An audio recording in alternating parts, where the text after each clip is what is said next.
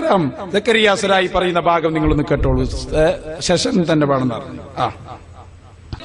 അപ്പൊ ഇതൊരു പ്രസ്ഥാനത്തിന്റെ ആദർശമാണ്. അപ്പൊ മുജാഹിദുകൾ എല്ലാ പണ്ഡിതന്മാരും കൂടിയിട്ട് കോഴിക്കോട് സമ്മേളനത്തിൽ ഒരു കുംഭസാര സെഷൻ തന്നെ വെച്ചളയാം. മോലാളി ഇങ്ങനെ ഒഴിച്ചു കൊടുക്കുക, ഞങ്ങളെല്ലാം ആ പറഞ്ഞത് അയേ നൂനി. എന്തൊരവസ്ഥയെന്ന് ആലോചിച്ച് നോക്കൂ. ഇങ്ങനെ കുംഭസരിക്കുന്ന ഏർപ്പാടത് എവിടേക്കാങ്ങൾ ഈ പ്രസ്ഥാനത്തെ കൊണ്ടുപോകുന്നത്? എന്നിട്ട് ഞങ്ങളെ പേരിൽ ശിർക്ക് പാവപ്പെട്ട മുജാഹിദ് പ്രവർത്തകരെ തെറ്റിദ്ധരിപ്പിച്ച് നിർത്തിക്ക. സക്കരിയ സലാഹിന്റെ ഒക്കെ കുറച്ച് ശിർക്കുള്ള തന്നെ ഏട്ടാ, സലഫിന്റെ കരച്ചിലുണ്ടല്ലോ നിങ്ങള്. അങ്ങനെ കരയാൻ പറ്റിയ സൂപ്പർ സ്റ്റാറുകൾ അവര് കരയേണ്ടടുത്ത് കരയും, ചിരിക്കേണ്ടടുത്ത് ചിരിക്കും. അതൊക്കെ നല്ല അഭിനേതാക്കളാ. അതുകൊണ്ടൊന്നും ഈ ആദർശം ഇവിടെ നോക്കണ്ട. ഇത് കണ്ടിട്ടിപ്പോ സുന്നികളെന്താ പറയുന്നറിയോ? അനസേജ് ഷഹാദത്ത് കലിമന്നെ ചൊല്ലണം, തൗബ ചെയ്താ പോരാ.